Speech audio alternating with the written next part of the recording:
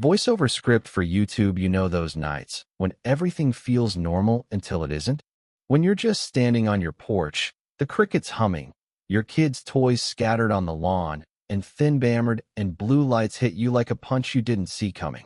That's how it started for us, right there on our little front porch in Willow Creek, a quiet suburb in upstate New York where the biggest drama is usually who forgot to mow their lawn.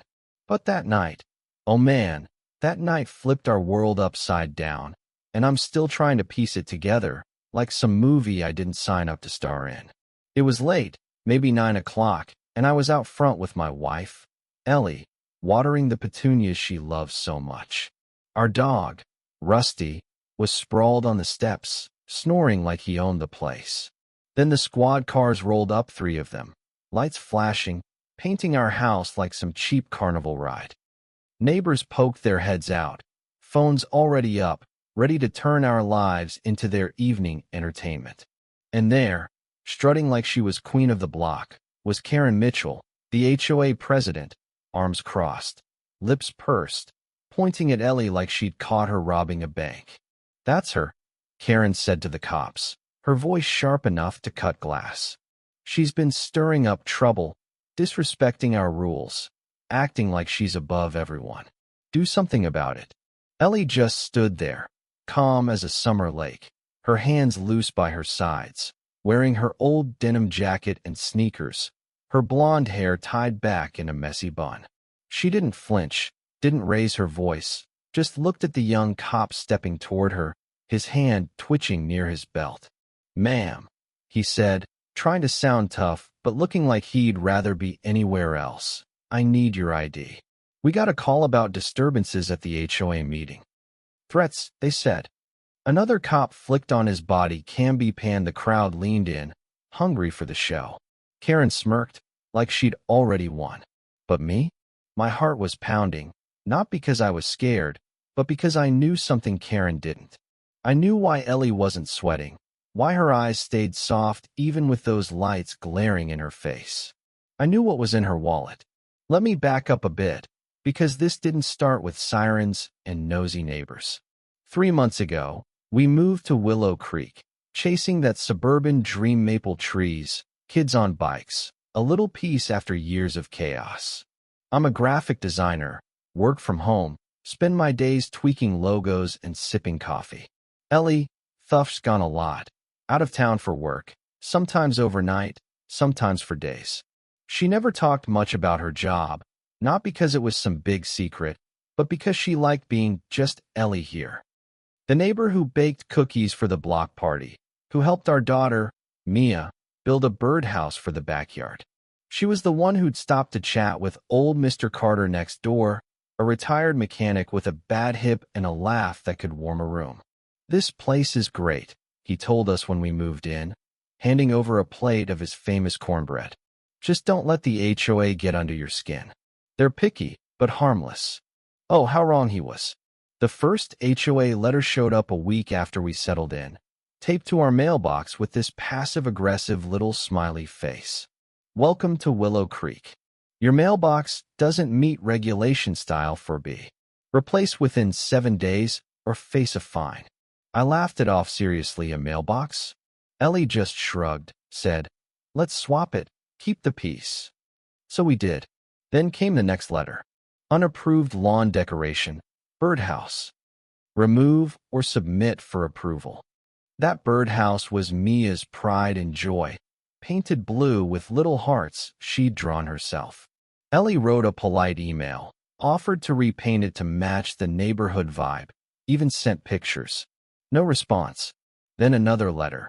Grass exceeds 2 inches. Mow within 48 hours.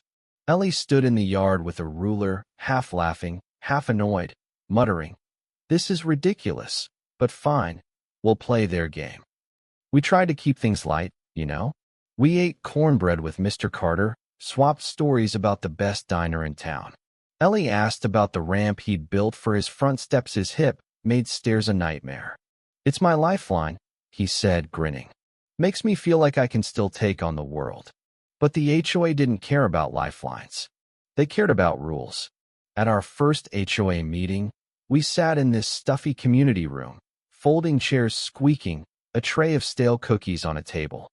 Karen ran the show, her voice all honey and vinegar, praising the holiday lights on Oak Street 1 minute, then slamming us for the birdhouse the next.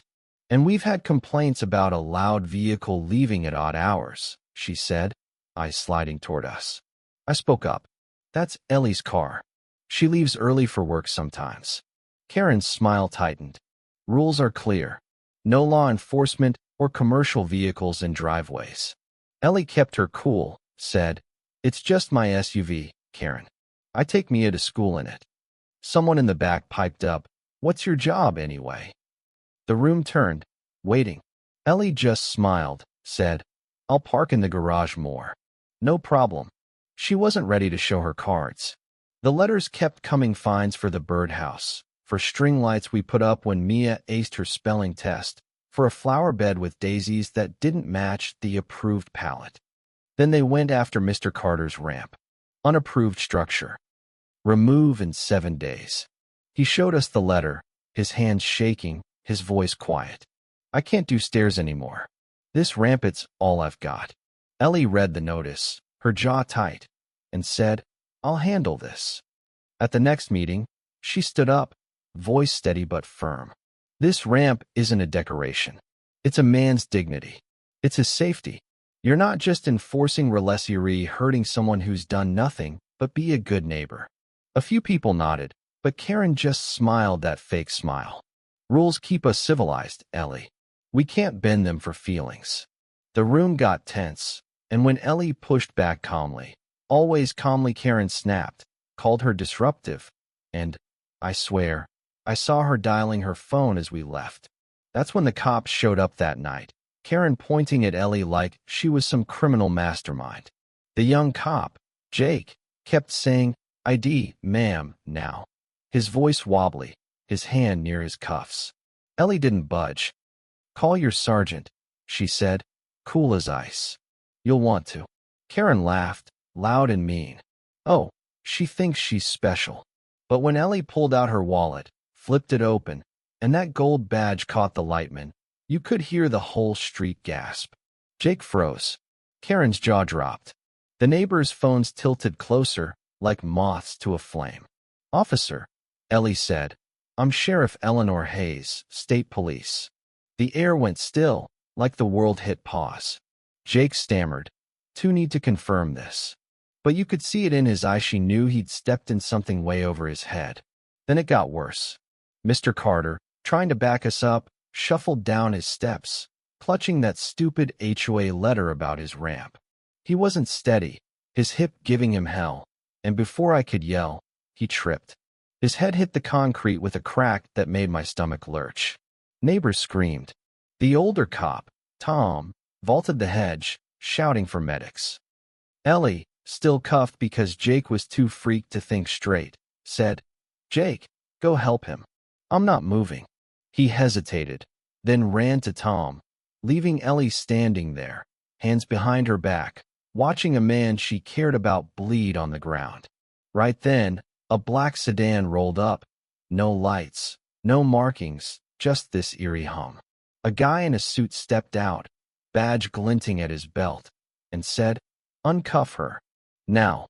Jake fumbled, the cuffs clicking open. And Carino, Karen, she lost it, screeching, She's faking it. That badge is fake. But the guy in the suit didn't even glance her way. He looked at Ellie, said, Sheriff, we need you.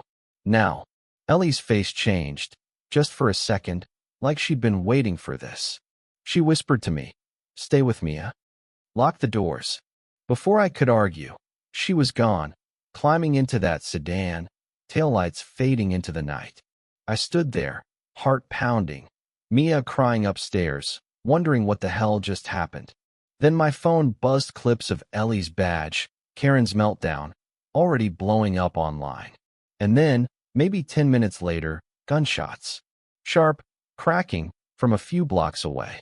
I ran to the window, saw flashes in the sky, heard a thud like something heavy fell. My phone buzzed again. Unknown number. Stay inside. Do not interfere. I backed away, my skin crawling. knowing we weren't just bystanders anymore. The SUVs came back, screeching to a stop. The same suit guy stepped out, face grim, and behind him, they dragged out a man Mark, another HOA board member, bloodied, barely standing, muttering, "Sheriff Hayes. She knows. The files." My blood froze. Files. What files? The suit guy looked at me, said, "Your wife's in deep.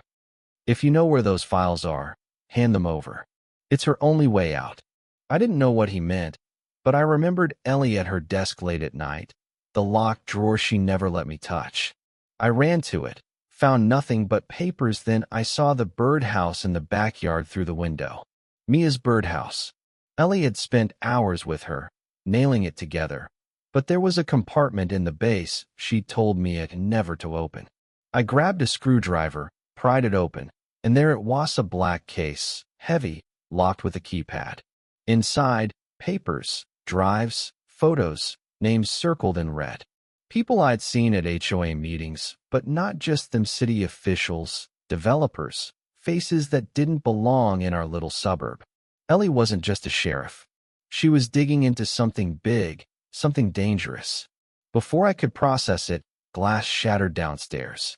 Rusty barked like crazy. Men in masks stormed in, rifles drawn, shouting, "Where's the case?" Tom, the cop who'd stayed behind, fired, took one down, but they got him too, blood pooling on the floor. I hid the case under Mia's bed, grabbed her, and locked us in her room. My hands shook, but I whispered, "We're okay, kiddo. Mom's coming." And she did. Ellie burst through the door, gun drawn, voice like steel. "Drop your weapons, or I drop you." One guy ran, the other froze, and she fired a warning shot that splintered the wall. Cops swarmed in after her, cuffing the guy, dragging him out.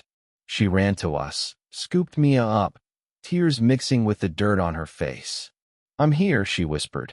"I'm here." But when she saw the case under the bed, her eyes darkened. "They're not done," she said. "This is bigger than us." As medics carried Tom out, Ellie pulled me aside, the case in her hands. "This is proof corruption, money laundering, all tied to the HOA and beyond.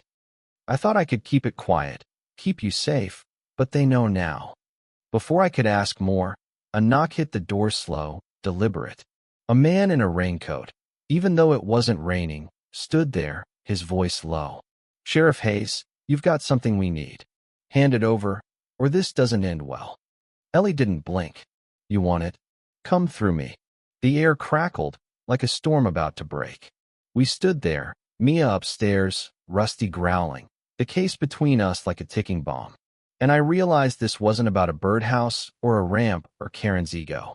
It was about power, greed, and the kind of people who'd burn a neighborhood down to keep their secrets. Ellie squeezed my hand, her voice steady. "We'll fight this. Together." So here we are, still standing, but barely. The case is hidden again. The cops are circling, and somewhere out there, people want what Ellie knows.